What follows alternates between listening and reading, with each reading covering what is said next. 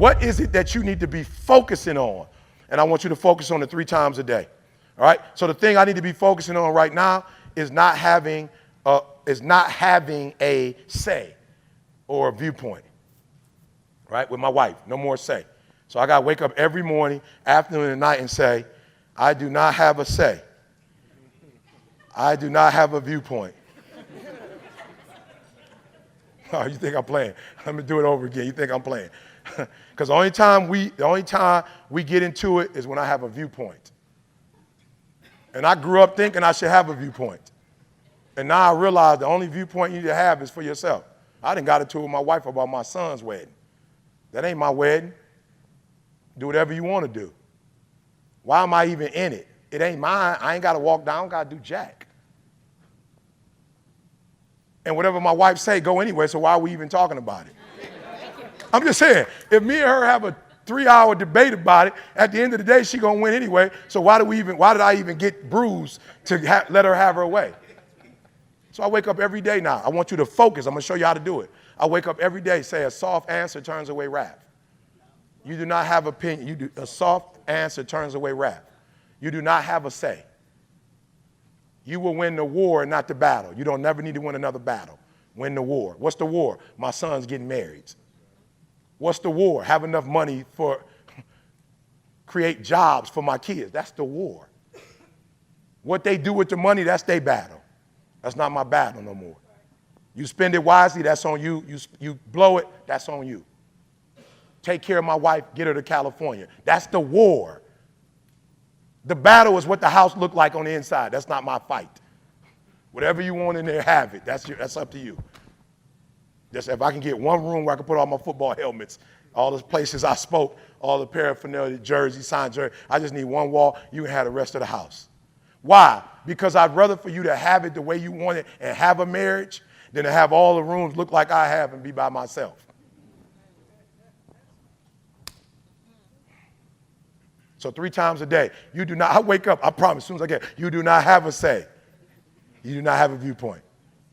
The only viewpoint you have is for Eric. You told yourself to get up at 3, it's 3. Get your butt up. You cannot tell nobody else to get up at 3 o'clock in the morning. You can't tell nobody else how they need to grind. They grind look like they grind. You can't tell nobody, you need to get up early. Maybe they don't. Who knows? You know what you need to do. You can have a say for you. I don't have a say about what my kids do no more. That's up to them. They will deal with the consequences of every decision they make. And guess what? When their head get bust up against the wall, guess who they're going to come to and that's when I can give my view. When you ask me, hey, Dad, I'm in the rut. What you think? Oh, do you really want to know what I think? Or are you just asking me, at no other point do I need to give are you hearing what I'm saying? 3 times a day I pray that prayer. 3 times a day I say that to myself. So it was funny. My wife gave me a package for my son. I think it's the little sticker for the car. And so I took it out, put it on the table, and forgot it. And my wife grabbed it and was like, yo, you was about to forget this. Put it in the bag. I was like, no, I'll put it back in I'll put it in the bag. Why? Because I'd already messed up on putting it down in the first place. And if I had kept it where I kept it, she wouldn't have to say nothing to me in the first place. So I just put it in the bag and wanted to say to her, you know, if I put it in the bag, I'm going to forget. I didn't do that, right? I didn't do that because I got a different mindset now. I don't have a viewpoint.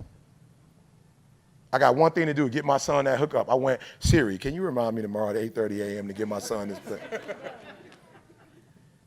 8:30 came, I didn't see my son. I called my wife, happy anniversary. Can you make sure when Jalen comes, he reminds me to give him the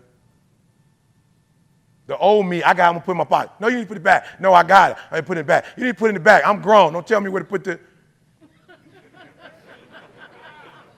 I'm grown. I put the back. I got to get it to him. So you ain't getting it to him. So I want to give it to him the way. Now I'm like, put it back in the bag. There you go. Siri, can you please help me to put this in there?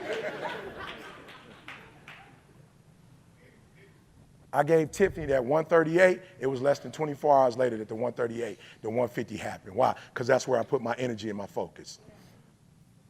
When you put your energy and focus on what you don't have, when you put it on fears, when you're doing all the negative, I could still be negative with my wife right now. I took ownership. Like, you know what? Whatever. Like, I solve problems. That's what I do. That's what I do for a living. I solve them. So here go another problem. We get into it about stuff that don't even make sense because I got a view, she got a view. I love it. I asked my daughter, I was like, Jada, for real, what you think, how do you, my daughter was like, Dad, Mom got a view and she a high D. She got a strong view. You ain't about to change her. And you got a view. And that's the problem. She got a view, you got a view. So I looked at it as when you go, Carl, can you go back to the graph? I want to show y'all something. This is why this thing is so deep, right? Yeah, when you go back to this graph, that's my wife, 99.99. My wife is a high D and a high C. As a high D and as a high C, what you'll learn about my wife is that she's not even wired to change. Now, hear me. I'm telling you, when I study, I study. My wife does not have the capacity as a D to change. What actually makes her strong is that she does not change. That's her strength. So why am I asking her to change when my wife ain't even the one that like to do assessments? She's like, I don't need none of that junk. I'm sweet. I'm just being real. You hear D's, that's what they do. Like, I'm sweet. And she's sweet. So God was like, she don't even have the capacity to change. You were high I. You have the capacity to change. I wired you to change. I wired you to compromise. I didn't wire her to compromise. Let me say that because somebody's feelings getting hurt right now. Let me show you what it looks like. I'm the boat. My wife's the anchor. You don't want the anchor moving. You don't want the anchor to move. If you the boat, you make the, if you the boat, you turn. You don't ask the anchor to move because if the anchor moves, you're not going to get nowhere. So by looking at the test, I realized my wife don't have no I, no S. She does not have the capacity to change. When she says something, she has thought it through so well that's why she thought it through, because she thought it through. She legitimately sat there and thought it through. And she came up with the best scenario. And so she's like, this is where we're going with. But watch this. When I bought the house, she's so D, because you get the D's confused. She's so D that she knew, I don't need to deal with that. You deal with that. I want to make sure you caught that. Did you catch that? That she's so strong and she knows what she knows that she knew, I don't need to deal with this house. You deal with the house. It's too much for me. It's going to drive me crazy. You take that. So God, like, take the stuff she gives you. Don't take the other stuff. You try to take the other stuff. Let me get some of that. Let me that. She's like, you can't do this. You're not an anchor. You can't do this. You all over the place. Come on. Are you hearing what I'm telling you? Let's go back, Carl. Let's go back. This is why studying is important. Some of you, be honest, how many of you got into a marriage and you ain't studied nobody, you ain't studied yourself, you ain't studied them? Just be honest. Come on, just be honest. You ain't doing no real studying. You ain't doing no marital counseling. You just got in a relationship. Come on, be honest. Be honest. Hands down. How many of you wish you did? I saw some people raise their hand and didn't have their hand up first. I saw one person, she did two hands, like, bye. Right? How many of y'all got in business before you really knew what business was? Let me see your hand. Hands down. How many of you wish you would have studied before you got in business? That's what we're doing today. All right? Let's finish up. Thanks, Carl. This is the last one. We're going to go slow. Success is an obligation. Responsible. What did I tell you? I'm responsible for my wife's health. I'm responsible for the home. Listen to me. My wife ain't never do nothing with my kids in school. She was like, you take that. I was so dumb. I didn't even realize she was giving me stuff. I'm just being real. When you stuck on stupid, you don't even see it. She said it on the podcast. Sometimes when you're so close to a thing, you can't even see it. Sometimes when you're so close to a thing and people trying to tell you, you can't see it because you're too close to it. And I dare you to study. And we don't want to study because we don't want to discover what we need to change. Invest money. Read and study. Guys, I got my PhD, master's degree, 4-year degree. Let me tell you what school did. Everybody like, you don't need to go to school. Some of us need to go to school. Why? Because I never knew how to read and study.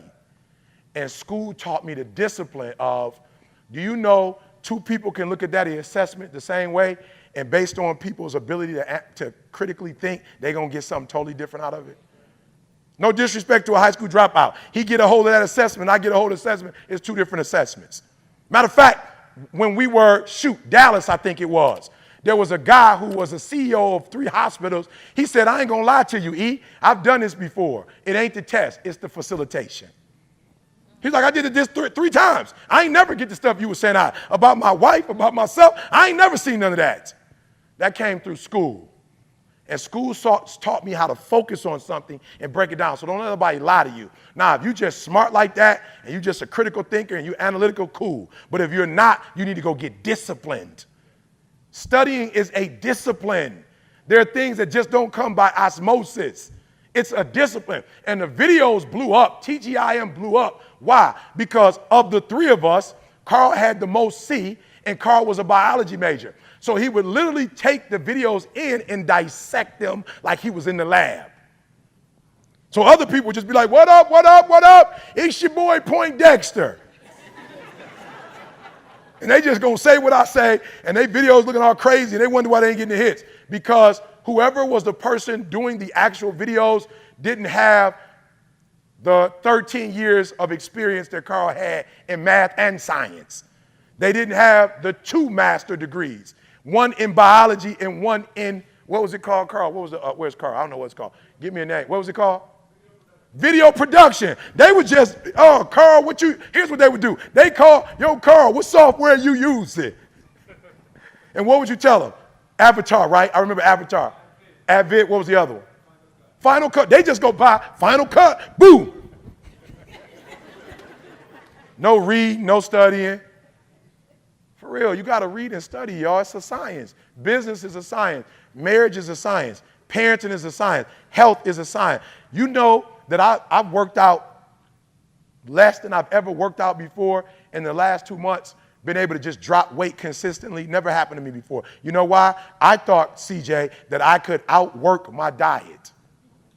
I thought if I just got on a treadmill and just ran every day, I'd be straight. Not the truth. I went to the keto boy and I just saw it just start falling. I ain't even working out and it's just, the gut just came down. Why? Because I wasn't eating 4,000 calories and ran for an hour, but it was only 500. I felt like all 4,000 came off. I was like, I know all 4,000 came off. That was a serious run. I look at the boy, she's like 348. I'm like, 348? The devil is a lie. That's just the Snicker bar I ate. I just ran off the Snicker bar. That ain't the shake I had. That ain't the burger with the cheese and all the mayonnaise and ketchup. It's a science. When I found out, no, it's calorie intake. So guess what I do? The days that I eat carbs, I got to work out first. And the days that I don't eat carbs, guess what I do? The keto. And then watch this. In the days I eat carbs, I do intermittent fasting. I only eat that carb, that one carb, and that's it. So it's not like carb in the morning, carb. It's like pick your poison. You gonna eat that? It's a wrap. Pick what time you gonna eat it. I'm like, okay, I can't eat it now because I'm gonna be hungry again at 8. 11, I might be a little too. All right, 12:45, bye, and I'm finished for the whole day. Are you hearing what I'm saying? It's a science, y'all. What up, what up, what up, what up? It's your boy, E.T. Now, look, a lot of y'all been asking, right? E, what's this? What's this? I hear you talking about the pilot, the flight attendant, grounds crew, right? I mean, hear you talking about air traffic control. What's this DISC stuff? Look, it is the Extreme Execution Life Coaching Program. Are you hearing what I'm telling you? It's a game changer, right? Now, look. Not only did I get changed by it, but I got certified in it, all right? So it's changed my marriage. It's changed my relationship with my kids. It's changed me as a leader. It's changed me as a CEO. Like, it has revolutionized my life. It's a game changer. So here's what it does. It helps you to understand who you are. And it helps you to not only understand who you are, but what's your lane, right? Now I'm going to teach you how not to overuse it or underuse it. It's like being a superhero. Like, one end, being a superhero is powerful, but you got all of those, all that power, all that energy, right? So I'm gonna show you how to use it in the proper way. Then here's the thing I love about it. It helps you to understand everybody in your life. I understand my wife now, how she thinks, how she communicates, how she behaves, right? Like how she likes to take information. This thing is, look, it's a game changer. So do me a favor. Just go to the link, click the link below. Look, act now. Click the link below. Take the test, learn about yourself, learn about everybody in your life, not just to learn about them, but to add value and to change their lives, all right? It's your boy, E.T. Are you ready to execute at an extreme level? Well, I hope so. Now you know. Let's go. I'm gonna need you to be real. Some of this stuff's gonna hurt today, but it's okay. One of the things I'm starting to realize is there's a small group of people that's really living the American dream. So they're selling you some good information. They're not showing you how to execute on those. All I'm saying is, as we move forward, we can't help certain things, but we're not going to sabotage ourselves. I'm going to show you why they execute and why you don't. But more of us could be living whatever life we want. But what they didn't show you is how you were supposed to do that. What I want y'all to start doing for me is having dreams and then give me a couple nightmares to go with the dreams. For real, I just want you to make up in your mind like this could happen. Not because I want you to be spooked out, but I don't want you to get hit and you like, I didn't prepare for that.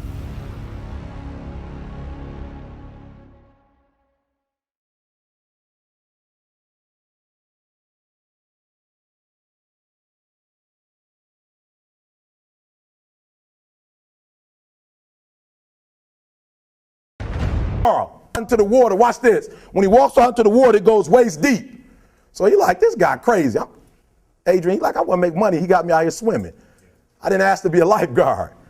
I want to make money. He got me in. So he said, come out a little further, walked out a little further. Then he had it right around this area, the shoulder area. Down, I got you. I know you brushed it out, but I got you. He had him held down. I need you for an illustration. He had him held down just before my man was about to pass out. He raised him up. He said, I got a question for you. Somebody answer the question for me. He said, when you were underwater, what did you want to do? Lee, I'm looking for a different word though than lip. What's that word? He said, I wanted to breathe. He told the guy, he said, when you want to succeed as bad as you want to breathe, then you'll be successful. I don't know how many of y'all got asthma in here today, but if you ever had an asthma attack before, you short of breath, SOB, shortness of breath, you wheezing. The only thing you trying to do is get some air. You don't care about no basketball game. You don't care what's on TV. You don't care about nobody calling you. You don't care about a party. The only thing you care about when you're trying to breathe is to get some fresh air. That's it. And when you get to the point where all you want to do is be successful as bad as you want to breathe, then you'll be successful. And I'm here to tell you, number one, that most of you say you want to be successful, but you don't want it bad. You just kind of want it. You don't want it badder than you want to party. You don't want it as much as you want to be cool. Players, how many football players? I got anybody like football in here? Raise your hand. Anybody like football? Emmitt Smith. I used to be a Cowboy fan before they did my boy Tom Landry wrong. I used to be a Cowboy fan. And watch this, there was a commercial. Emmitt Smith had won his first Super Bowl, and he had this commercial when he was lifting weights. I don't know if you saw the commercial when he was lifting, and Emmitt said, you know what? I won the Super Bowl, so I can rest now. He was doing his bench press. So he said, I won the Super Bowl, so I can rest now. So he throws up about 325, boom, and he rests for about 2 seconds. Then he, boom, boom, boom. Did you see that? He'd already won a Super Bowl. He said, I think I'm going to take a rest. And he rests for how long? 1 second. Most of you won't be successful because when you're studying and you get tired, you quit. And I'm here to tell you today, if you got somebody came in my office the other day crying. I said, look, don't cry to give up. Cry to keep going. Don't cry to quit. You already in pain. You already hurt. Get a reward from it. Don't go to sleep until you succeed. Listen to me. I'm here to tell you today that you can come here, you can jump up, you can do flips, you can be excited when we give away money. But listen to me, you'll never be successful until I don't have to give you a dime to do what you do. You won't be successful until you say, I don't need that money because I got it in here. So listen to me. Emmitt Smith said this at the end of the commercial. Emmitt Smith said, all men are created equal. Some work harder in preseason. I'm going to say it again because you might have missed it. All men are created equal. Some work harder in preseason. So that means that there are some people who are going to see the professor, going to see the TA. And even when the professor says, I don't meet with you, my TA meets with you, you say, I don't want to talk to your TA. That's what it is. I don't pay the TA. That's right. I pay you to teach me. So you're going to have to find some time to meet me. If I got to meet you at the mall, if I got to meet you at your house, you are going to see me. Listen to me. All men are created equal. Some work hard in preseason. When I went to college, guys were way smarter than me. 4.0s, 3.0s. They went to the Ivy League high schools, came to Oakwood from these great high schools. Most of them are not doing what I'm doing. Why? Because it's not about where you come from. It's about heart. You come to a place where, being smart ain't enough. You got to have heart. That's number one. Watch number two. Number two, catch number two. I wrote it down. I wanted to make sure you got it. It says watch this. We're talking about sacrifice now.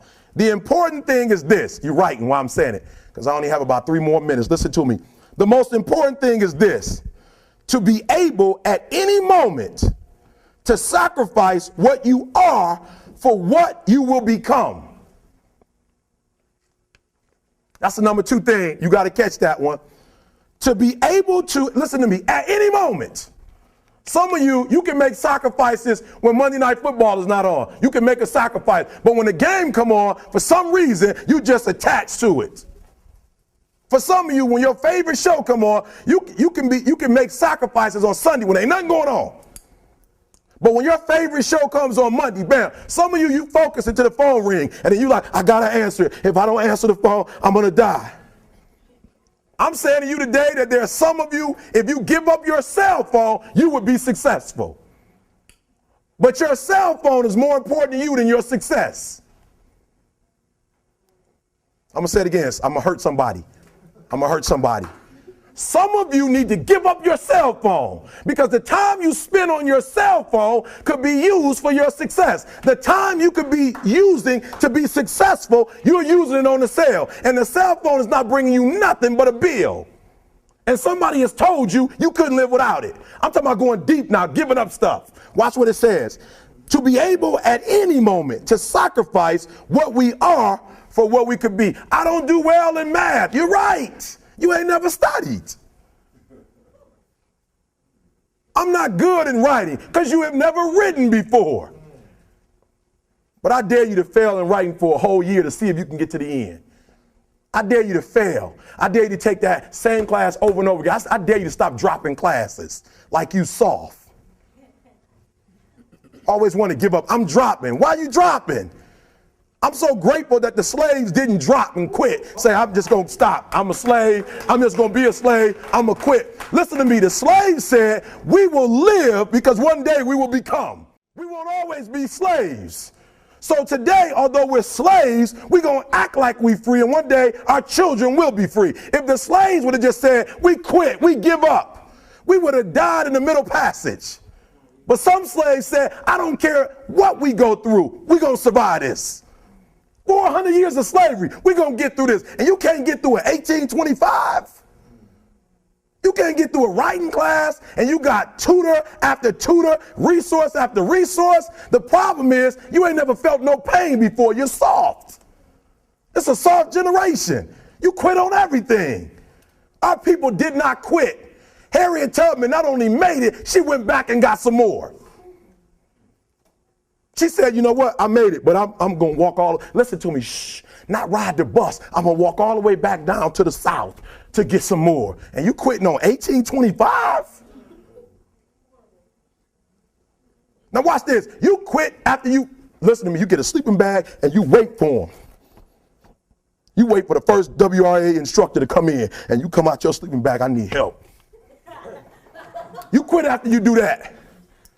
You quit after you had, listen to me, a WRA party. I'm having a party. Everybody come over. I got food, everything. And let them get over there. Let it be all the best writers. All right, I fooled y'all. I want to have a writing party.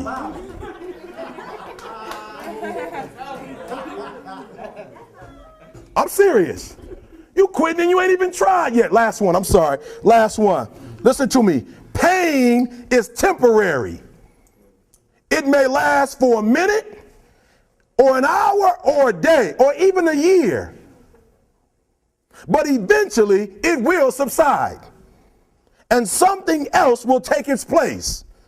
If I quit, however, it will last forever. Listen to me. I'm telling you as I leave. I was homeless for 2.5 years. And the problem with most of you never felt no pain before. Y'all spoiled. Y'all spoiled. Some of y'all spoiled. Just bottom line. Your parents have done everything for you. You never had to do nothing for yourself. You're spoiled. We're going to keep it real tonight. Some of you are spoiled brats. Every time you ever got in trouble, somebody in your house got you out of it. Every time you've done something you're not supposed to do, people say, Eric, your mother's a tyrant. You're right. She kicked me out. You're right. She's mean, but she developed a man because she put me out there and said, you're going to have to grow up. And some of you have never learned to grow up. And so every time something get hard, you quit, you call mama. I dare you to take a little pain. I dare you. I dare you not to go home. Somebody said, I gotta go home, I feel bad. Go through it. You ain't gonna die. At the end of pain is success. You're not gonna die because you're feeling a little pain. I'm not eating like I eat at home. That's why you're about to go to the next level, because if you keep eating like you ate at home, you will keep being a boy or a girl. It's time to become man, woman. So don't worry about a little pain. My greatest asset is I was homeless, so I can't feel a whole lot of pain. I've already been alone. It's not a whole lot of hurt I can feel on a little paper, on a little test. So I leave you, listen to me.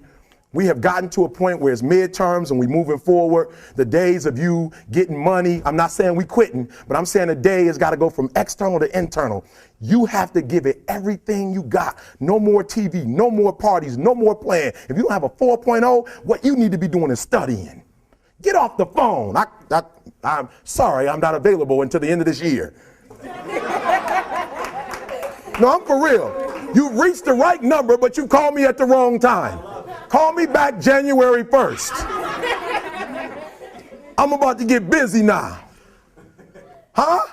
I want you to have a countdown of your own and say when the countdown is over, we're the real, watch me, because when I was homeless, I knew something was wrong. I knew that wasn't the best of me. And one day I said, will the real Eric Thomas please stand up? Will the real Eric Thomas please stand up? Stop being this high school dropout.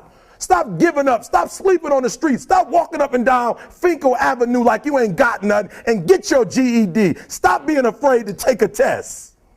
Stop being afraid to go to college because your daddy didn't go and your mama didn't go. Stop being afraid and be the best Eric Thomas you can be. But listen to me, it's going to be hard. It took me 12 years to get a 4-year degree, but I got it. And guess what? On a degree, it don't have dates.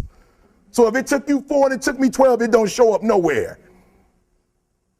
But I'm exactly where I wanted to be because I realized I got to commit my very being to this thing. I got to breathe it. I got to eat it. I got to sleep it. And until you get there, you'll never be successful in life. But once you get there, I guarantee you the world is yours. So work hard and you can have whatever it is you want. Thank you guys for your time.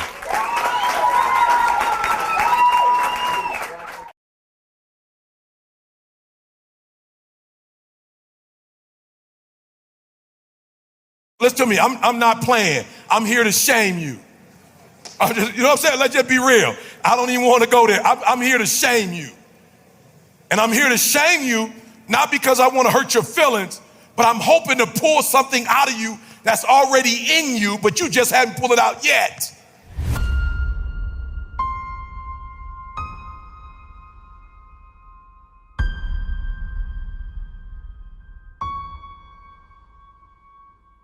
You gotta hear this.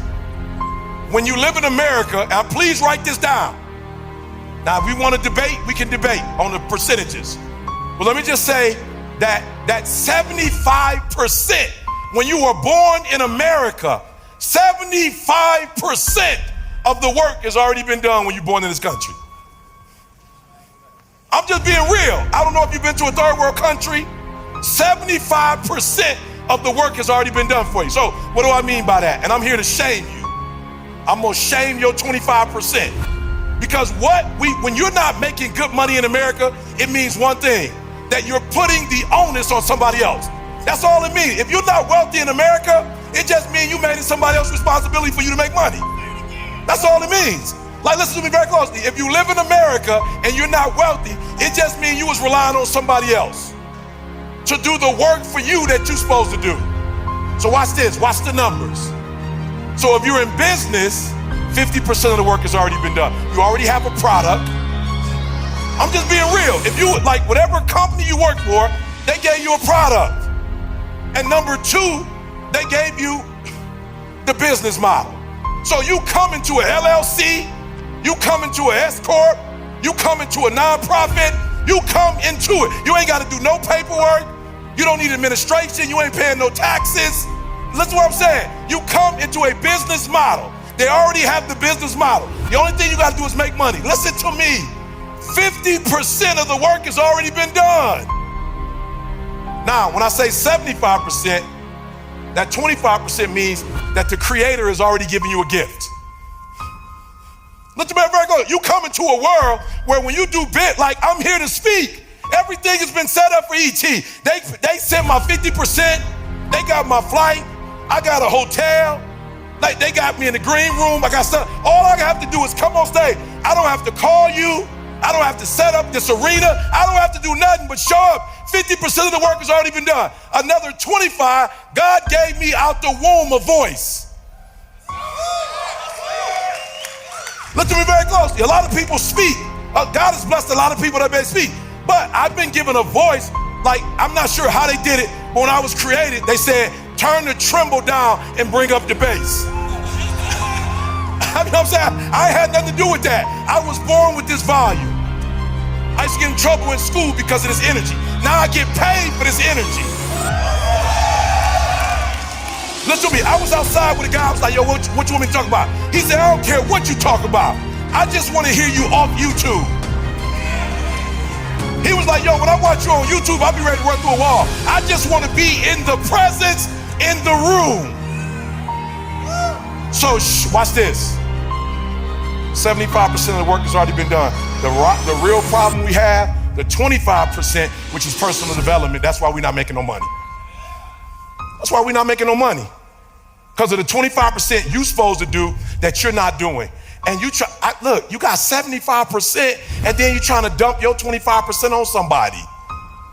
Just want to make sure I'm making sense before we go principled. I want to go practical. It's easy for me in America. If I lived in a third world country with this voice, I might still be doing something I don't want to do.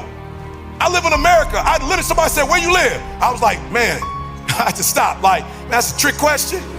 They was like, no, where you live? I was like, it depends. That was like, depend on what? The season. So in the summer and spring, I live in Michigan.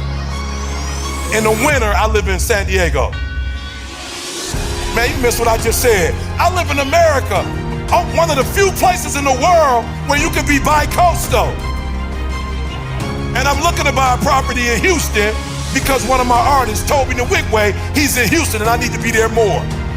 So one more time, because I know I have some people like me, I got a GED first. I didn't graduate from high school. Listen to me, did y'all hear what I just said? I live in a country where you can fail academically and still make good money.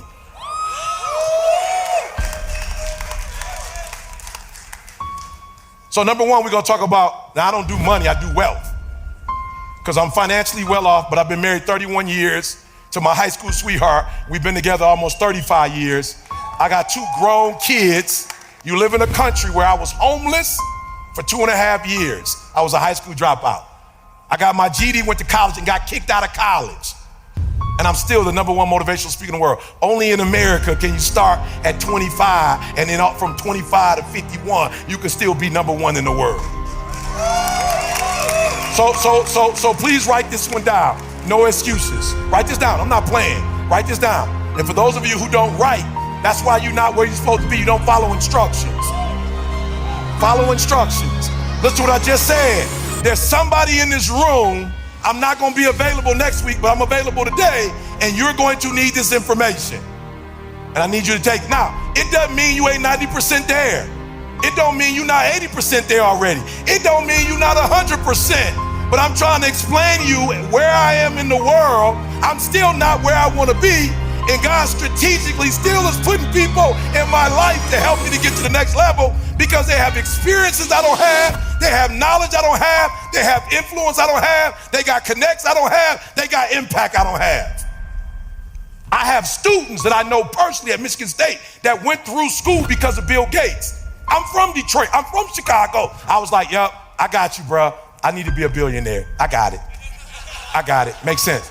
Now, y'all think I'm playing. But I want you to hear something. I walked away from that room knowing I need to be a billionaire, not so I could buy stuff, so I could change the world. And I now have a scholarship that's 10% of a few million that we're making. And you know what's crazy? The person that's over my estate, she actually created a scholarship for kids. She put hundreds of thousands of dollars to the side for kids on academic probation like I was. Okay, y'all missed that. You missed that. When you're on academic probation and you want to come back to school, there is no scholarship for that. So she created a scholarship for kids who messed up, but then they turned their life around. Does that make sense? So watch this. The reason why I didn't want to be a billionaire is because I didn't want to bear the responsibility of being a billionaire. I'm gonna say it one more time. If you understand what I'm saying, raise your hand. If you don't, don't. But when I say to you, I loved only making right about $1 million, because there's a different level of responsibility when you make right at $1 million versus a billionaire. Do you understand what I mean now why I said I didn't want to bear responsibility? If that makes sense, raise your hand. Listen to me. Your 8-figure or 9-figure opportunity is a responsibility away.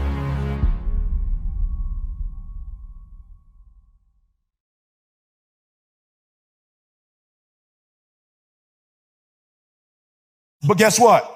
Here's what I don't like about us sometimes. You want to exercise your freedom on the world, but you don't want to exercise it on yourself.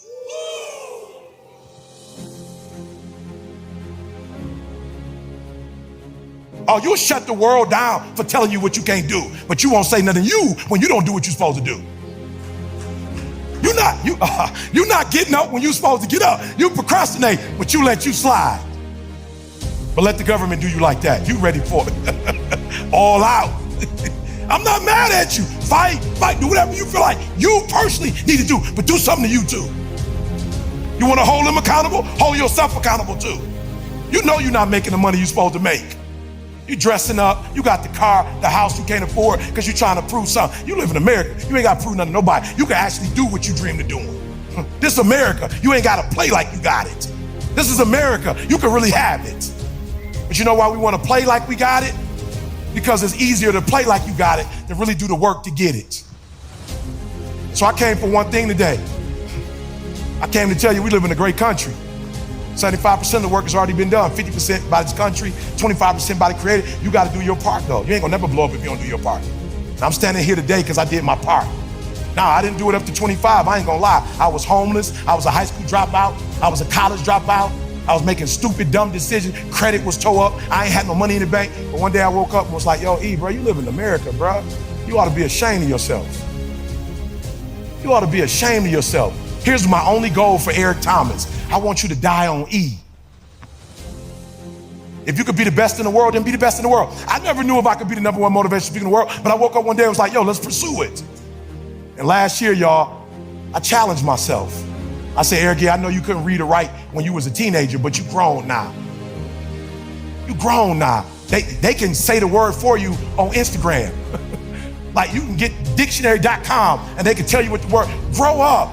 Go in the studio, go and learn. And so now I said 2022, E, now it's time. You should have been in The Lion King. My voice is all over the world. There's no reason it wasn't on The Lion King. I just didn't go over there and demand that I need to be over there.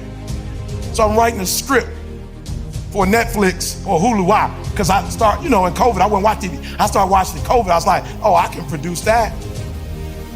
So I'm doing a show called Torn that we're writing right now. And it's the love story of me and my wife when we hooked up when I was 15 and she was 16, and our journey from the streets of Detroit to #1 in the world. Can I say this to y'all? I could have been doing this years ago, but I never held myself accountable. I held my biological father accountable for not being in my life. I held my mama accountable for getting pregnant at 17. I held the Detroit public school system responsible for not teaching me what I thought they should teach me. I held everybody responsible but Eric Thomas. The day you start holding yourself accountable is the day that everything in your life is gonna change. Write that down. I'm gonna hold myself accountable. Text yourself. I'm gonna hold myself accountable. Look, I can leave now. We're gonna go through a couple slides, but that's it. If you hold you accountable when you leave, if you discipline you, if you put you on punishment, if you determine that you're gonna learn this product, that you're gonna learn this industry, that you're gonna take everything that you were given and take it to another level, I guarantee you in this country there's nothing you can't have. I'm hurt. I'm mad at myself because I could have been doing this. So number one, here's what I need you to do. What I want you to do for me is I want you to write the vision, all right, and make it plain. I want you to write the vision, like flat out.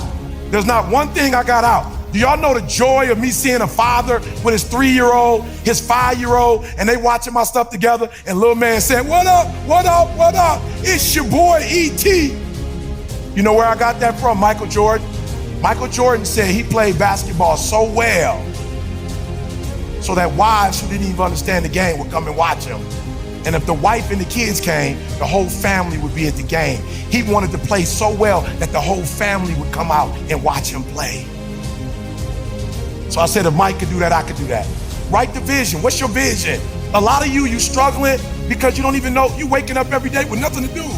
You just getting up. You don't even know what your goals are. You don't even know. Write your vision. Some of you wear stuff, you do stuff because other people are doing it. No, stop doing that. What do you want? In Michigan, y'all, I just moved to Cali, I told you 2 years ago. There was a young lady who came to my house with her mom, and she walked in my house and she looked at my house and she was like, no way. Her mother was like, don't be rude, sweetheart. She was like, I'm not being rude, no way. And I was like, what you mean, no way? She's like, no way you live in this house. I was like, what you mean by that? She's like, how big is this house? I was like, 2,300 square feet. Like my house in Michigan, you could walk in the front door and see the whole house. She was like, but I thought you were. I am. I am E.T. the hip-hop preacher, you're right. And I am wealthy, you're absolutely right. But I love this house because everybody here is in the working community. And I love living in the working community. My next door neighbor is a firefighter. His wife is a teacher. I love living in this community. My next door neighbor is a firefighter who cut my grass, who shovel my snow. Anything break in my house, he come and fix it. I can't move nowhere else because I can't find another neighbor like this. I love my neighbor. How many of you live in some communities where you can't stand your next door neighbor? Just be real, raise your hand. That's a terrible experience. So she was thinking, and she was right. If I had a low self-esteem and I hadn't wrote a vision for myself and made it plain, I probably would have moved to a different community. But moving to a wealthy community was not a part of my vision or my plan. My vision or my plan is being married. I want to be blissful in my marriage. I want my wife still to desire me. I want to still desire my wife. I want us to act like we did when we were in high school. That's my vision. That's my vision. My vision ain't necessarily a watch. It ain't nothing wrong with watches. They're investments. There's nothing wrong with jewelry. It's an investment. But that's not what I want. So I'm not going to let society, and let me say this to you. You like, E, what does that have to do with anything? Well, the energy you putting toward impressing somebody is the energy you're wasting to do what you're supposed to be doing for you. That's why it matters. Because now you're wasting energy on getting 6 figures or 7 figures or 8 figures or 9 figures on trying to impress somebody, and energy is only gonna go one way. It don't go both ways. So if you're wasting time trying to impress people, it means you're not using time to impress yourself. Listen to me very closely. I got up this morning, I flew here to speak for my boy Cole. Cole called me. E, I need you to, I got you, bruh. Then I'm flying back home tonight. When I get home tonight at midnight, and I get my wife in that car and we drive back to our house, when I go to sleep tonight, man, I'm gonna sleep so well. I don't care what you think of my presentation. I'm gonna be so excited because I walked through that hall and there were people who saw me and they said, yo, E.T., bruh, I've been watching you. And I saw them, I saw the look on their face. I ain't even make them do it. I was like, pull out your camera, bruh. Let's get a pic. E! I'm like, bruh, come on, let's remember this. You're gonna be telling somebody you know, I was with E.T. and they gonna say, no, you weren't. I already know how it go. They not gonna believe. So let's just get this pic real quick. So when they start saying it ain't the truth, you can just show them the pic real quick.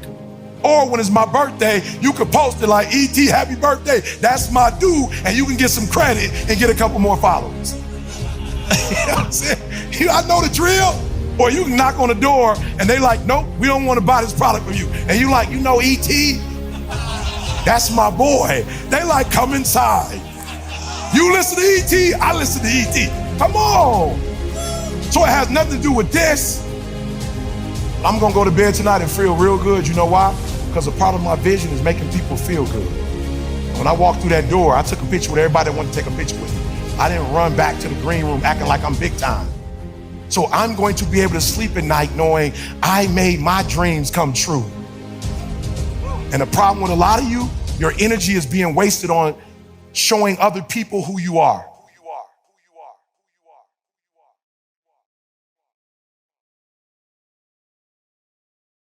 I get up at 3 because it's silent. It's easier to be focused when the environment is focused. So a lot of you, you don't have, be honest. We're not playing no games here. Talk to Sam, we got a way to help you after this. How many of you, honestly, you are knocking on doors and grinding and making moves, but you don't necessarily have every single step written down for every single day? Just be honest. Some of y'all, you in the dark. That's the problem. So we're gonna help y'all. I got a plan. We're gonna work with y'all. I'm gonna do some videos, give it to y'all. I'm gonna show y'all really how to walk through this. Because the day I got up, and every day now I know exactly what I'm supposed to be doing. Here's what's funny. Most of you wake up and you try to make money. Listen to me. If you would make you, money would come to you. Okay, you missed that whole thing I just said. If you would make you a better person, you'd make more money. Now, watch what I do. The way people spend their money or treat their money is how I treat my time. All right, let me explain what I mean to you. I make sure that every single day in that 24-hour period that I'm getting a whole bunch of wins. So I'm supposed to be doing this at this time, doing this at this time, doing this at this time, doing this at this time. The problem with most of you, you waking up and you worshiping money. Man, I was in the back with Cole. Cole was like, E, I got this opportunity for you. I got this opportunity. I got this opportunity. When you become number one, you have to chase opportunities. So I became number one, not meaning I'm better than nobody else. It means I just mastered my craft to the point that I know what I do that don't nobody else do. I know what Tony Robbins do. I know what Les Brown does. I know exactly what they do. And so I'm not trying to do what they do because I'm not trying to compete with them. I know that I have a way of doing in this industry what nobody else does. And I've picked out in this industry, I've crafted out my own room. And your problem is you at 50% knocking on doors trying to get the result, somebody at 100%. And you wondering why it ain't working. Because while you're doing what they're doing, you're not who they are. So why do I put more emphasis on time than I put on money? Because they print money. They don't print time. No, I'm gonna say it one more time. You are worshiping the thing that they make every day. They don't make time every day. Ain't nobody printing time. I ain't met them yet. I ain't met no billionaire. I ain't met no trillionaire. I ain't met no institution. I ain't met no company. I ain't met nobody printing money. I ain't met nobody that say, bruh, give me $500,000, I can give you 10 more years on your life. Matter of fact, throw in hotel free for over a week. And so, yep, I'm gonna speak one day and then the rest of the time is me and my wife. I just left in November. Some people go to Dubai once every 10 years. I'm going every other month. Why? When you master yourself, you put yourself in a position that a lot of people can't do what you do, and then you become rare. And diamonds are rare. That's why they cost so much. If you would become rare, you just like everybody else. You look just like, you act just like everybody else. When you become you and you become rare, you become those who have a why can bear almost any how. How did I become number one in the world? Found out my wife had multiple sclerosis. And they told my wife, listen to me, y'all. My wife's so beast mode. They told my wife she had MS and she's like, bet. Then they told her she had to quit her job and tear came out of her eye. The doctor said, you don't have insurance? And she said, yeah, I got insurance. She looking at her like, why are you crying if you got insurance? Because my wife's identity is in her waking up and working every day. She went to school to be a registered nurse. She went to school to do breast and cervical cancer. She didn't want to be at home. She didn't want to be no home wife. She literally went to school to be a nurse. She loves her job. But when they told her she had to quit, my wife was like, I don't know things. One is stress. So I had to take her out of a stressful situation. And then the other thing was vitamin D. And I literally, people say, bro, why you moved to Southern California? Because my wife got MS. I literally type, what's the best place in the world for vitamin D? Southern California. What's the best temperature in the world in the United States of America? San Diego, California. It don't go 99, 100 and then back down. It's right there. I said, San Diego, I'm hunting you down. We moving to San Diego. Why? I don't care about San Diego. My wife, in the first year, last year, we were in San Diego. My wife said to me when we went back to Michigan, when the summer came, my wife said, you know something? I said, what? She said, I never took a nap in California. But if you got a why that's deeper than your pain, y'all, this is a little too young. Y'all look too young. But when I was a kid, they used to buy this little bag for it, and it would weeble wobble, but it won't fall down. You can hit that thing and it'll go, and then she'll come right back up. When I think about my wife in MS, my man called, hey, E, can you do the gig? I'm like, yeah, when is it, what time? All I thought about was Dee Dee's MS. Put that in the bank. We might not even need that in our lifetime. Our kids might need it. Or because my wife got MS, my grandkid might end up getting MS. Put that in the bank. Put that in investment for my I'm on my great-great-grandkids right now. That's where I'm at financially. Are you hearing what I'm saying? All right, let's go. I'm sorry. Sam, don't kill me. Without a vision, there's no direction. Without direction, there's no progress. The reason why you're struggling getting up because you don't have nothing to get up for.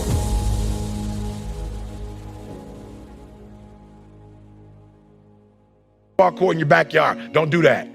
So he did it anyway and it got messed up. He was like, E, how do I fix the basketball court in my backyard that you told me not to put up? What? Say it again.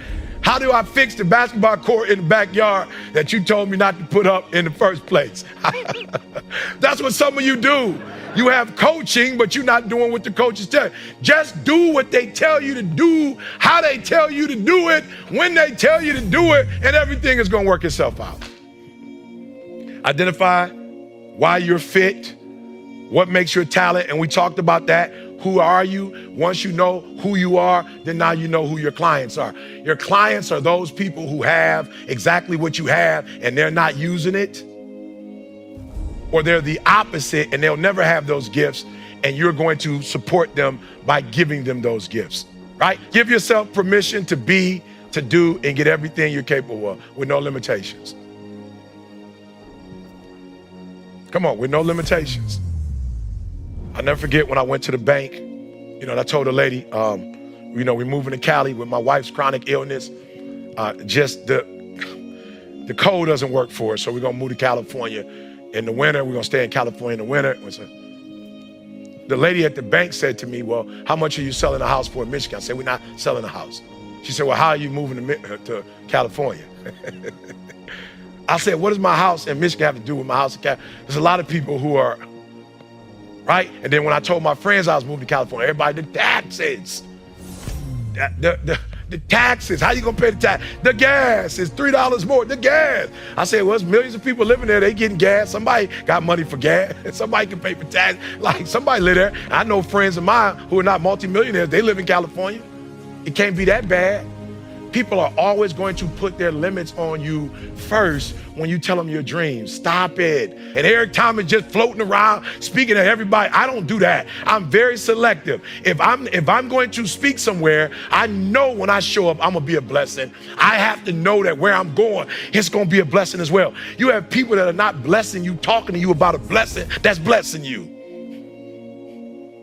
That don't even make sense. You got people talking to you about a program that's gonna set you up for the rest of your life, but you're letting somebody tell you. Can you stop waiting for other humans to give you permission and just take permission yourself?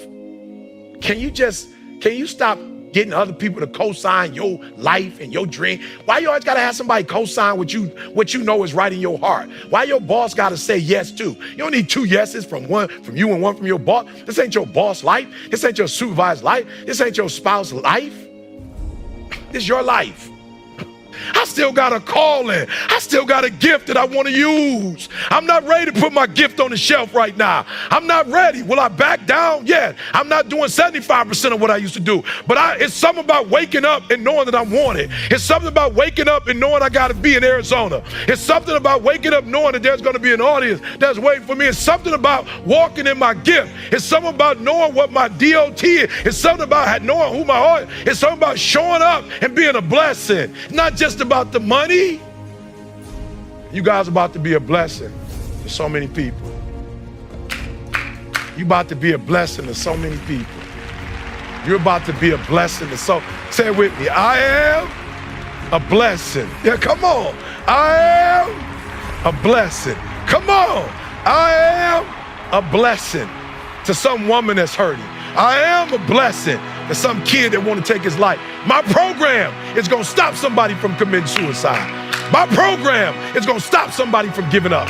My program is going to change somebody's life. My program is going to bless a family. My program is going to make America a better place.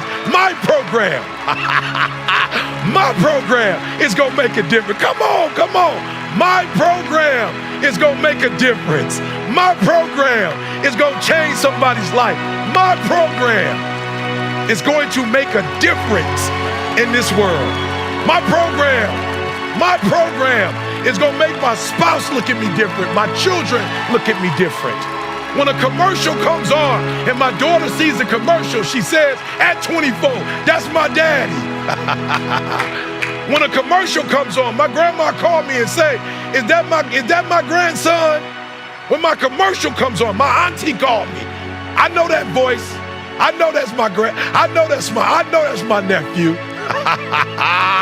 I know it's gonna make my grandma happy when I walk in my purse. My mama walks around. My mama just had on my t-shirt at the San Diego airport. She walked in with the t-shirt that said "Just Believe" with her baby logo on it. And the guy said to me, "Hey lady, you follow E.T. too?"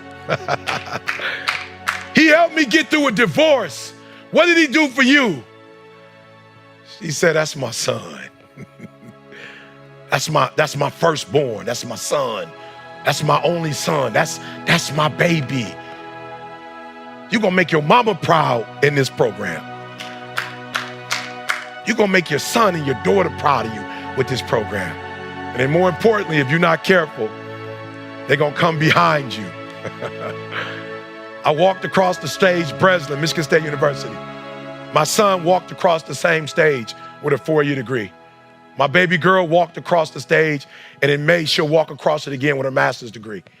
In social work, doing what? Helping people. Why? Because her daddy helps people.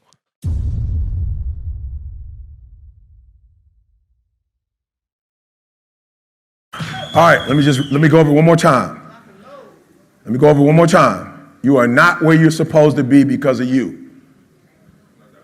You are not where you're supposed to be because of you. All you. And it's because you're having a bad moment. You are human. You are human. I had a thought the other day, human.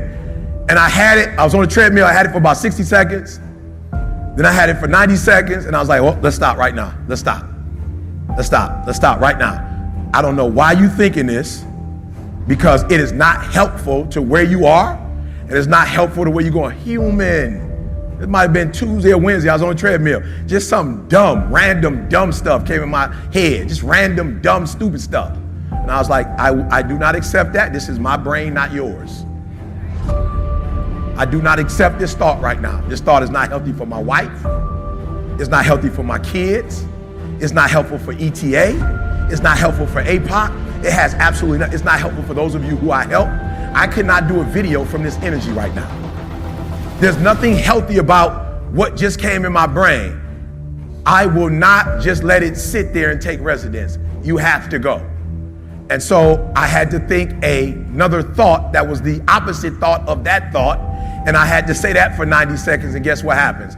As powerful as the brain is, and as many things that it could think of in the subconscious mind in seconds, it cannot have two opposing thoughts at once. Your brain does not work that way. It cannot think of two things at one time. It can only think one thing at a time. And I decided that the thing that randomly came to my mind, I didn't want to think about that. Don't drown your voice for their voice. Like, close your ears and hear your voice. And you know what's going to happen? When you hear your voice and do what you're supposed to do, you're going to be able to bless your spouse and your kids and your family in the way you can't when you're listening to their voice. Does that make sense? Like, yo, you've been listening to somebody else's voice, what they told you could do, what you couldn't do, and you took that stuff serious. It's your voice. You got to start listening to it. It knows best. Is that clear? When you get a thought that's not your thought, stop letting that thought just take control. It doesn't belong there. Anything that's not in alignment with your dreams and your goals, let it go. And so you're going to stop in the middle of the day with your phone, and you're going to put your earphones on, and you're going to listen to whatever you listen to, and you're going to take 5 minutes, 10 minutes, however long it takes, and you're going to get out of that funk. Okay, how many of y'all, you get into a funk sometime? Let me see your hand, be honest. How many of you get into a funk for more than like you let it just take the whole day? Just be honest. Stop. We're gonna do a 5-minute funk. I'm just being real, that's it. That's our rule for the new year. 5-minute funk, that's it. And after that 5 minutes, it's over. And during the 5 minutes, we're gonna stop it. So we might stop it at 2, we might stop it at 3, but by 5, it's stopped. What would your life look like if you only listen to your voice and you use your inner energy to help you to become successful? What would it look like? Now let me ask you this. How many of you have listened to other people's voice? You listen to it, let me see your hand. You literally listen to other people's voice. Hands down. How has that worked out? I'm just being real, here's what's crazy. It don't even work and you still doing it. Like it doesn't even work, like it don't even help you, but you still doing it. You know why? Because you're more concerned about how they feel about you than how you love yourself. And you got a love problem and you need to fix it. You don't love yourself and you need to fix that. Why? Because you're concerned about what they think. They're not even you. And so we're gonna fix our thinking. We're going to channel our energy, and this is gonna be the best year of our life. Does that make sense? Come on, does that make sense? Good, all right, you can be seated now. All right, today is all about you. This is all about you. Okay, so do me a favor. Stop being deep and take everything you learn and use it, okay? Stop like trying to tell people you read 6 books and you ain't done nothing with them. I'm just like, religious people kill me. I read the whole Bible and ain't nothing changed. You the same person. But it's like you get brownie points for reading the whole Bible. Like I go to church every Sabbath and you get brownie points for that? Like what do you get for that? It's about change, right? So I don't want you to read the Bible. I just want you to find 3 scriptures this year that you can read and do them. Read 4 books and do what they tell you to do. Matter of fact, read 1 book and do what the book tell you to do. Like for real, just read 1 chapter and put the book down. Do what the chapter tell you to do. I'm just being real. What does it benefit you to read the whole book and you're not using it? All right, so the power to do what?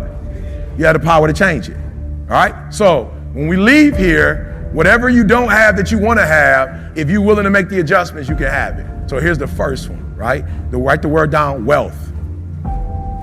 Now here's the biggest challenge that I have. And you got to be careful, y'all. And for a lot of us, if you're a minority, I get it. But I want to educate you today. Because we have been enslaved, what happens now is that we see wealth as money. All right? And I want you to understand something. When I break down what wealth is to you, money is low-hanging fruit. It's the easiest thing to get. I just want to make sure you're clear on that. And the reason why I say that is I want to help you. Because what happens for a lot of us is we get money and then all of a sudden we think we made it. You have not. Money is the easiest thing you can get. Why? Because you live in a capitalistic society. So money is the easiest thing to get. Being in a relationship for a long period of time and not getting a divorce, that's hard to do. Having a successful relationship with your kids, that's a hard thing to do. So what I want you to understand is, no, you gotta hear what I'm saying. It doesn't make us bad people. If you were 3, ain't nobody tripping. If you were 4, ain't nobody tripping. But the world would not follow the 21-year-old Eric Thomas. Let me just be clear on that. The world ain't about to follow the 21-year-old Eric. My wife wasn't even following me. My wife left. My wife wasn't even feeling me and what I was doing. Are you hearing what I'm saying? No, nobody would follow the 26-year-old Eric. I was still a work in progress. But you will follow the 49-year-old Eric. Why? Because in many areas, I'm further along the road than you are. I'm not better than you, but I've made a commitment. So when I think about motivation, what I think about is mental wellness. Write that down, mental wellness.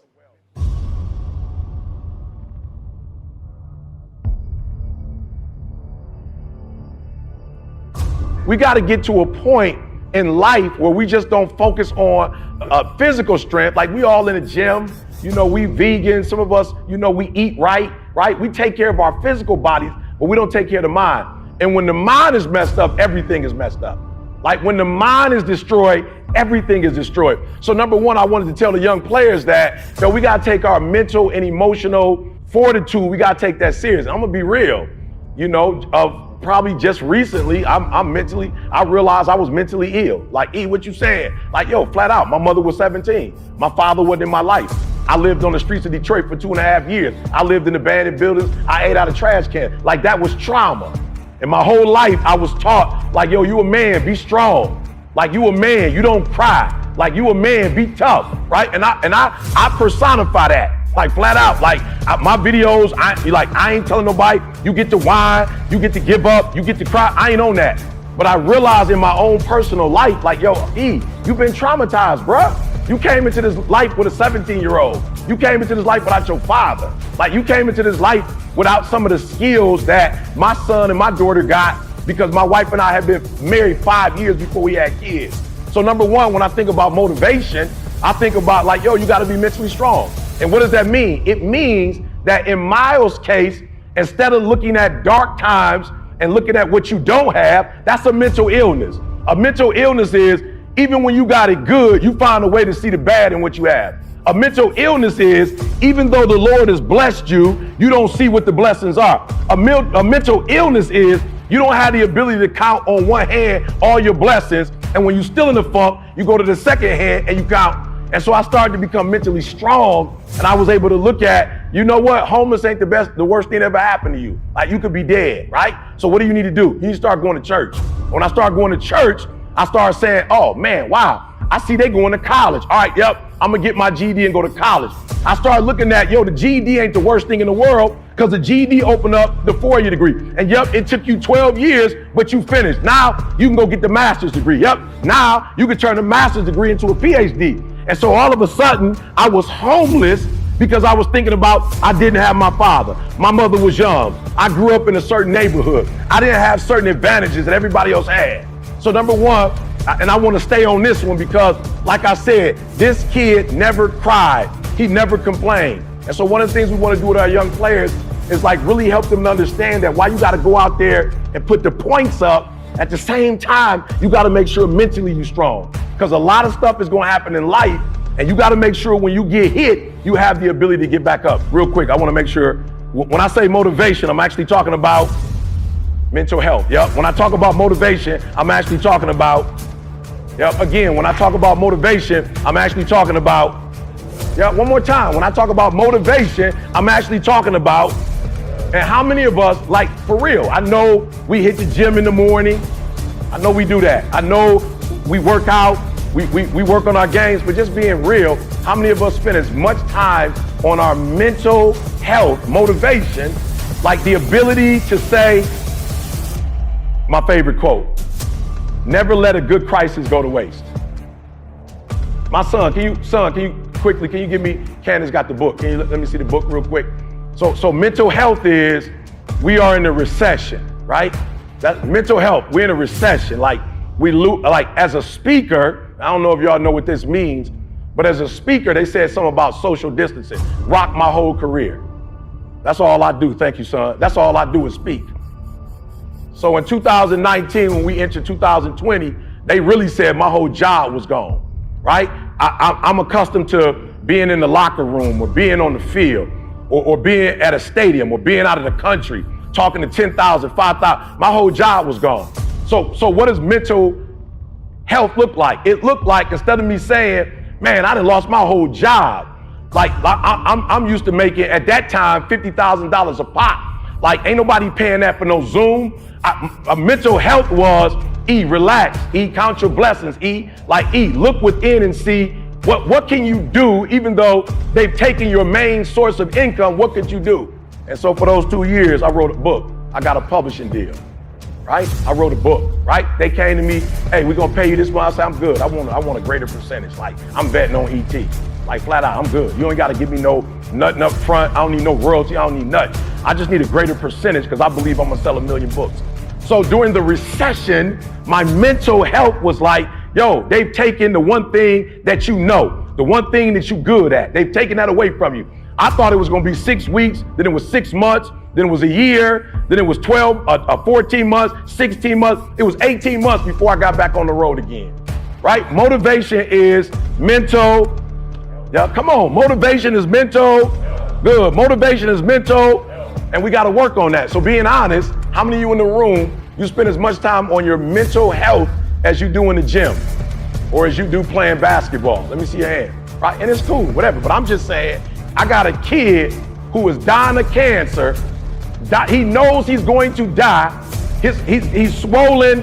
His stuff is coming out. But every day when I see him, every day when I talk to this kid, he's still like, E.T., I have nothing but positive things to say. That's because physically he was handicapped, but mentally he was strong. And so we got to work on our mental. So number two, the role requires soul. So of course we got to be selfless with the sacrifice. You know, I'm walking up the streets of Vegas. I'm, doing my thing. People pulling me to the side like, yo, E, flat out. You know how bros are. They like, E, I don't take pics with grown men. You know how we do. Like, yo, sometimes you see celebrities, bro, and they kind of play you. So I want to take a pic, but I ain't know. I'm like, bro, let's take this pic, bro. They was like, E, thanks for all the videos. I was like, bro, that's what I do. That's what King did. That's what X did. That's what Garvey did.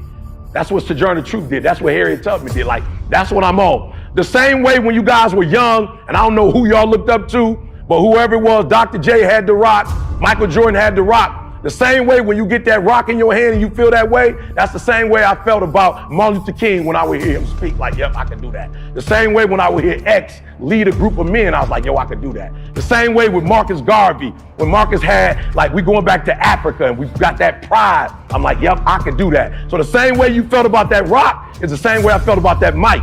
And I knew at a young age I could speak, and I was like, E, it just can't be about you gotta be selfless.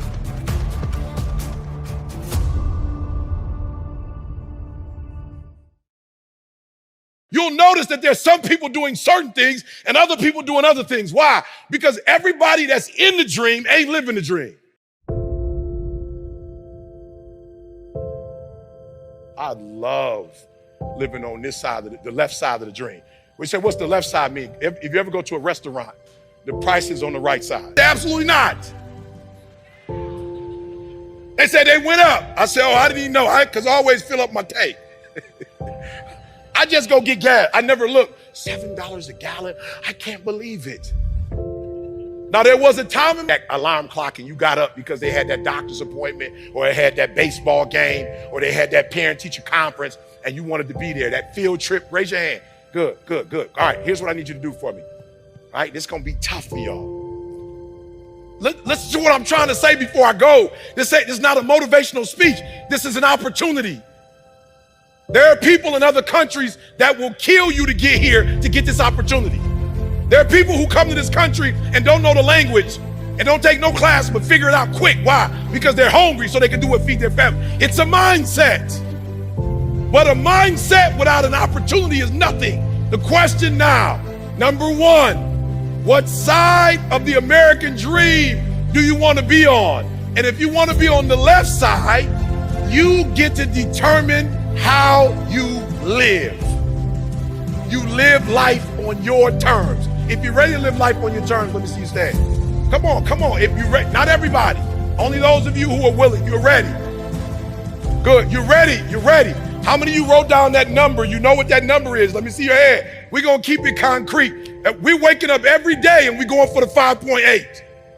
Every day when you wake up, if you're not moving toward that 5, if there's something in your life, number two, a distraction, that's not going to help you make the 5.8, we're not doing it. E.T., you work in the NCAA. Why aren't you in New Orleans? New Orleans is not about to help me make the rest of my life better. I got tickets to the game. I can sit up front. I can take the camera and show people where I am. I'm not doing that. Why? Because that's not a part of my dream and my goals. What is consistency? Consistency is having a goal, and when you wake up that day and you don't feel like it, you still do what you told yourself you was gonna do. That's all consistency is. It is the days you don't feel like doing it, but you look at your wife, you look at your kids, you look at the country, and you realize that I am where I am because of other people's sacrifice. I gotta get up and make it happen, even though I don't wanna get up and make it happen. I need you to measure yourself. And here's the biggest problem. How do you know if you're growing or not if you're not measuring yourself?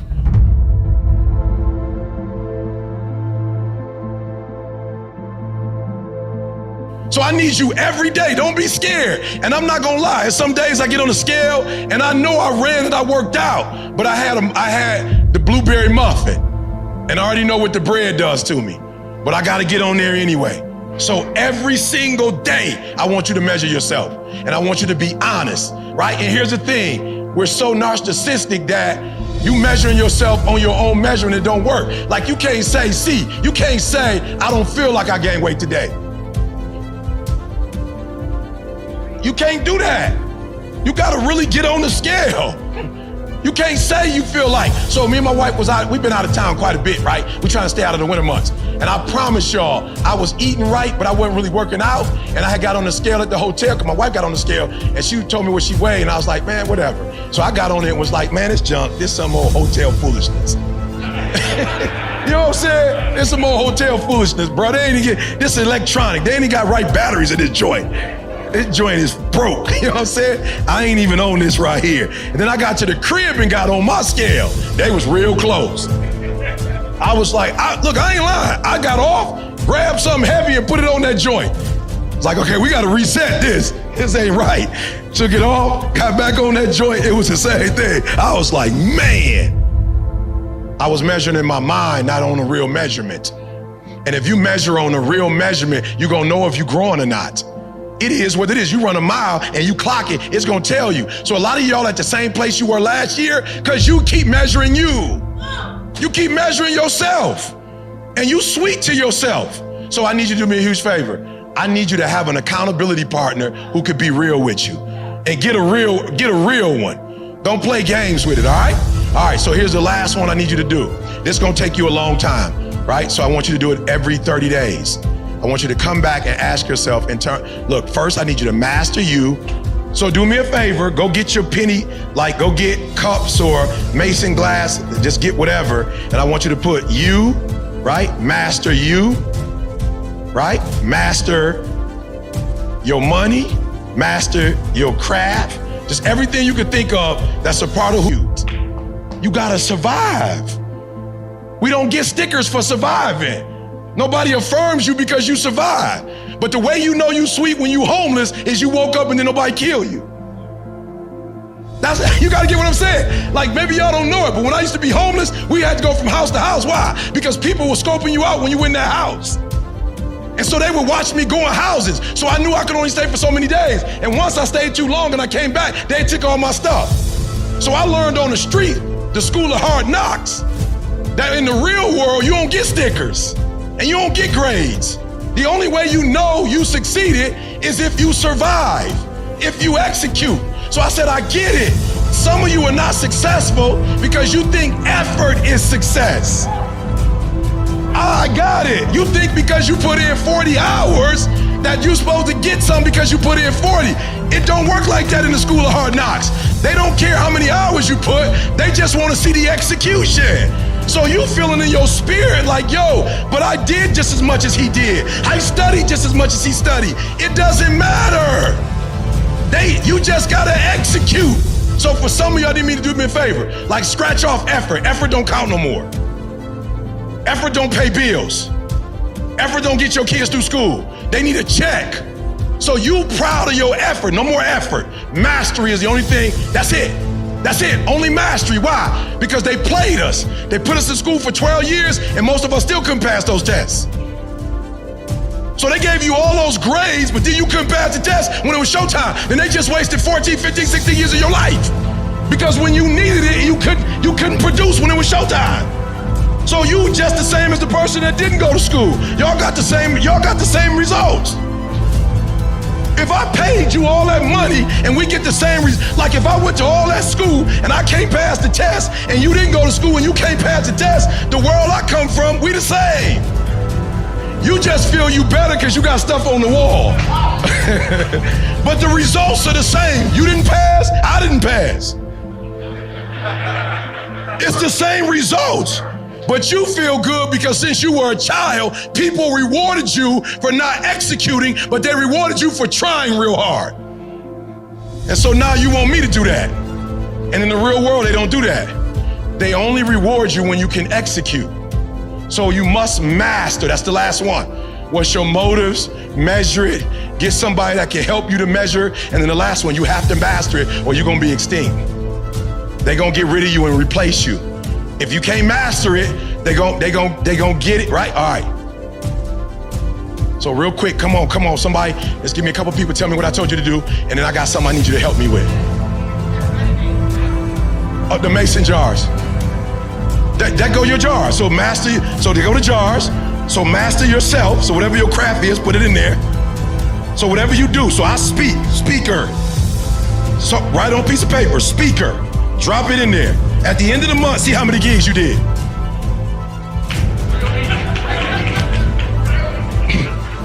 I mean, we're gonna make it hard. I'm sorry, see, I got a GED. I thought I explained myself. I apologize. So you're just gonna put it in there. All the gigs you do, you're gonna put them in there. And at the end of the month, you're gonna pull the gigs out and you're gonna see how many. Now, if you did 20 gigs, don't get excited. Because then I want you to flip it over and tell me how much money you made. And if you couldn't pay your rent, you need to hurry. You ain't mastered it. We got some work to do. And what happens when you don't master something? You go back. I told you I was just at the school system, and I saw teachers who loved the work I do. They were talking about how great it was, and they were in front of people, and they wanted to make me look good, but I saw them get stuck. They was like, we don't want to betray Eric, but we got to tell the truth. And the truth is, we did what you told us to do, E, but after 3 or 4 weeks, we got stuck. And then I realized, I do what I do so naturally. And because I didn't really do the school thing, I never document what I do. And there's some people that can't observe. When you come from the streets, you have to watch and you have to repeat.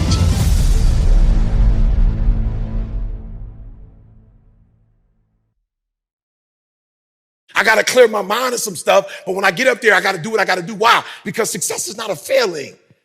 It's a mindset of every single thing that's in it that's stopping you from being successful. The first one is what everybody else thinks. Character. They're not entrepreneurs. How is it that they can make you feel bad about something that you're doing that they know absolutely nothing about? No, you think I'm playing when I say one. I mean it. You got to be on one accord. So whatever the 10 principles or the 20 principles or the 30 principles, if you're not going to do all the principles that he's doing, if you're not going to have mindset he has, you're not going to be able to get the stuff. You're not going to be able to do you can't do 50-50. It's not a 50-50 split. You can't decide I'm going to do this part, but I'm not going to do this part. Does that make sense? That's what I mean about being on one accord. No, when I say one accord, I mean if I get slapped right here, I got to let you slap me over there.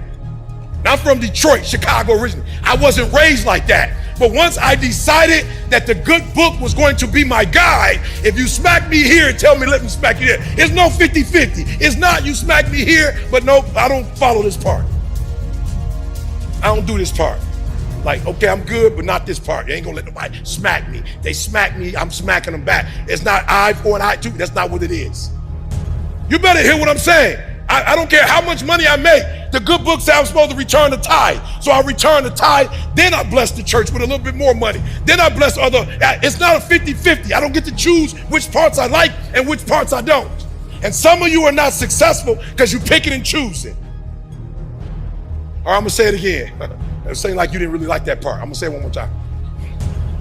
Some of you are not successful not because you can't do this business. Number one, you're listening to people who have no business in your ear. Stop. It works. It works. High school dropout. America, it works if you work it. You can have and be and do whatever you want. I told you, I got a coach. I had to pay to learn how to listen. Okay, you missed that one. That's a bonus. No, you missed that. I had to get a coach to teach me to stop going this way and stop going this way and follow what I'm told. Okay, I'm gonna say it one more time. I had to get, how many of you honestly, you don't have a coach? Raise your hand, be honest. You don't have a coach. Be honest, raise your hand. You don't have a coach. You need a coach to teach you how to get people out your ear. You need a coach to teach you how to go even when you don't feel like going. You need a coach to make you wake up and think about your family. You need a coach to help you get, please listen to me. Nothing is impossible. That's a mindset. Write this down. I need to do something serious about my limiting beliefs. I want you to take this word out of your vocabulary. I shouldn't even say it, but some of you have it, so I have to say it. Write it down on your phone, please. I need you to replace fear with faith. No more fear. Jim Rohn said, all of us, we got the same ending. We're gonna die. So if you know you're going to die, why are you playing it safe? Like if you know you're gonna die, why are you listening to other people tell you about your life? If you're gonna die, why don't you live your own life? Man, that's what I loved about my grandma. She drove until she was 89 years old. She died in her own home. She didn't die nowhere else. My grandma lived her life on her terms. My grandma got her hair done every 2 weeks. She still was getting her hair done. She was still going and getting massaged. She was still going to get manicure and pedicure. With the little money she had, she lived life on her terms. And guess what? There were some people in my family that didn't like the fact that she lived life on her terms and didn't care what they thought. But you know what? She died on her terms. You're going to die anyway. Don't die on your grandma's terms. You're going to die anyway. Don't die on your friend's terms. You're going to die anyway. Don't die on your parents' terms. If you're going to die, die on your own terms.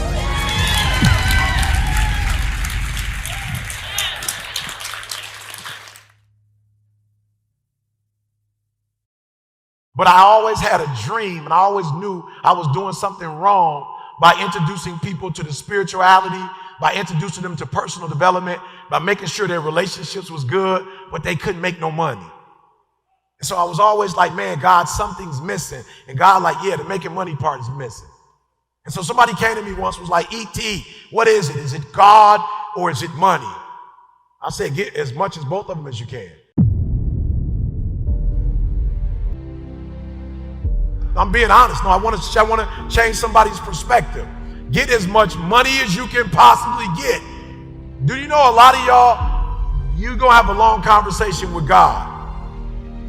Yeah, you're going to have a long conversation with God because God is going to show you economically what you should have made and what you made while you were on the earth. And I want you to understand something. I need you to understand, I need you to honestly say, hey God, how much money should I produce with all the gifts that you've given me? I'm not on no money's tip. God already told me, son, you should be a billionaire. God is like, son, I didn't super anointed you. I didn't just gave you an anointing out of this world, son. I didn't gave you a gift, son. Now, the problem is you're not making money because you're one-dimensional. You just keep worrying about heaven, and I need you to focus on earth. No, can I just be honest? God was like, you so worried about heaven that it's some opportunities you missing on earth. You gonna get here when you get here, and when you get here, that ain't got nothing to do with you. That's on me. But there's some stuff you're supposed to be doing down there, that's on you. Oh, I'm trying to say it simple so you can get it. You so focused on getting to heaven, you so focused on spiritual things that you're no earthly goods. Come on, son, listen to me. And this is why y'all should be excited. Not only are we gonna get to $1 billion, you ought to be excited because there's no way to get to $1 billionaire without helping you get to $1 millionaire. Oh, y'all just missed that. Y'all missed that whole thing. Me making $1 billion ain't got nothing to do with me. Me making $1 billion is empowering you. And when I empower you and you take off, and I got 20,000 people in the earth handling their business, do you understand how we made the New York Times bestsellers list? We wasn't on nobody's show, y'all. We wasn't on nobody's radio. Didn't nobody write about us. We made it because we poured into you, and then you poured back into us. Maybe you don't know who you are. You got to understand who you are. Because the old ET would have did 300, 500 and filled this whole place up. I'm trying to teach. I'm trying to teach you who you are. The old me would have did $300, $400, $500 and had 4,000 people in here. God says, don't do that.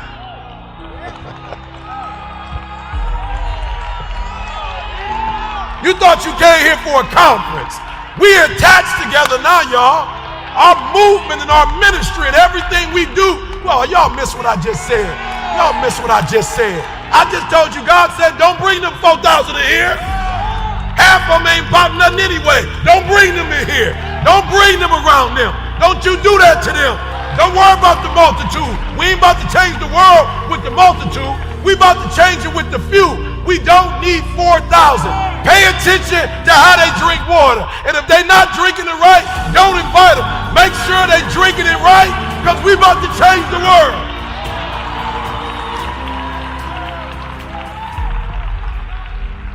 Hallelujah. So I need you to understand something. I don't care what they tell you. If you're in this room, I don't care what they told you. I don't care what they say. You made it in the room. Oh, and I'm excited because I made it in the room.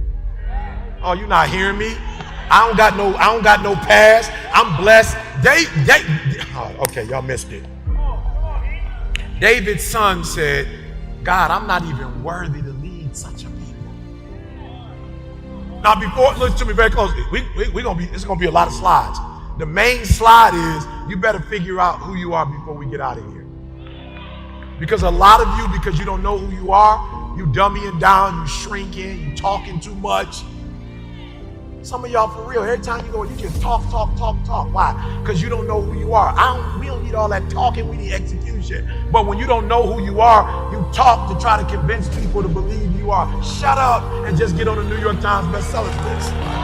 Just shut up and do the LA Times. Just shut up and get on USA Today.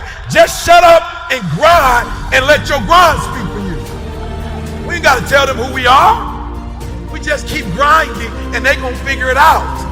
Because you told them. Okay, we're gonna get back to the slide. Y'all gotta hear this part. You're missing it. I didn't tell them. You told Barnes and Nobles that we was the best. You told Barnes and Nobles that Barnes and Noble said this is the #1 book at Barnes and Noble. I didn't call and tell them that. You told them when you showed up and you got the book. You told them when you bought all the books. Come on, somebody. You told Barnes and Noble. Barnes and Noble's like, who is he? Listen to me. I believed in you so much that I didn't even put my face on the cover of the book. Oh, you better hear what I just said. I didn't even put my face on the cover. I didn't even want them to know who I was. I trusted that you was going to tell them who I was. You just going to snatch them jokers off like, give me these, right? Y'all only got 5? Some of y'all was irate. Y'all got 5? And you only gonna order 5 more? You better get 100. Somebody called and ordered 100. I need 100. Don't bring them to my house. I need 100 in Barnes and Nobles, and I need to come and get them so you can see who he is. Don't bring them to my house. Oh, y'all missed what I just said. Do y'all know who y'all are? And if you knew who you were, you stop shrinking. And you stop worrying about what they think about you. No, listen to me very closely. We're going to change this world. Your life going to change. As soon as you realize who you are and you get in alignment, everything's going to change. So let's go there again. So we start here. Most of y'all got to start with your pain points because you don't know how powerful you are. So let's start with the pain point. Let's go again. Put that up for me on the screen. So here's what I want you to do. I want you to write your pain point down, and I want you to write down the thing that God is asking you to do. When you leave this room, like, nope, I'm not living from check to check no more. And here's the cool thing. What's the pain point, right, that this conference can help you solve? Here's the cool thing. You don't need to do none of this. You just need to be honest with God about it. What goals can the conference help you achieve? Yeah. And for some of you, it's a leverage question. How will you leverage what you learned this weekend and take it to the next level? Dream all you want. Kid came to me the other day. He's about 24 years old. He wants to be an animator. Everybody dogging him out. He was like, E.T., maybe my dreams are too big that disturb you. Don't let that distract you. You keep your goals, but I need to know the steps. What steps are you going to take to make that happen? What you going to do on Monday? I don't see that. What you going to do on Tuesday? Like, you just showing me your dream. I don't see what you doing on Wednesday. What time you getting up on Saturday? What you doing on the weekend when everybody else chilling? Show me your plan. Don't just show me your dreams. So if we're going to win 58, we're going to have some steps to go with that. All doable. I walked in here, bro. Some of y'all too tall to walk in the door. You got the athleticism. Now we need to plan. You got to be intentional and deliberate. I don't wear Reebok. Ain't nothing wrong with Reebok. I just don't wear them. I ain't associate. I don't know nobody other than the pumps. You know what I'm saying? In the dunk, I don't really know a lot of people that wear. I know Nike. I wear Muhammad Ali for a reason. I wear J's for a reason. I ain't trying to be fashionable. Muhammad Ali was the best to do it, and I saw him as a kid. I was born in the 70s. I saw him go to work. I watched MJ do his thing. I don't wear it because I'm fashionable. I wear it because I want to be associated. I want to be around greatness. I know what Nike represents. Serena with him. Kobe was with him. Jordan was with him. You got to be intentional and deliberate. Now, here's what I mean when I say 120. So I had a guy the other day, I was on the phone with a guy, and he said he was a Laker fan from back in the day. I was like, oh, what era? He was like, Kobe, Gasol. I was like, all right, do me a favor. You really a Laker fan? He's like, yeah.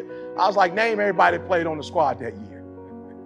You're doing too much. I'm just going to walk. You know what I'm saying? Because I see the old ladies just walking in the mall. Hey, I don't see them lifting no weights and doing no burpees and nothing like that. They just walking for an hour. I was like, I like that. That's what I'm going to do. So I'm just being real. If you live in a third world country, I don't care what time you get up. I don't care what time you go to bed. You in a third world country. You can't be an NBA star. To give it to you, you got to come take it.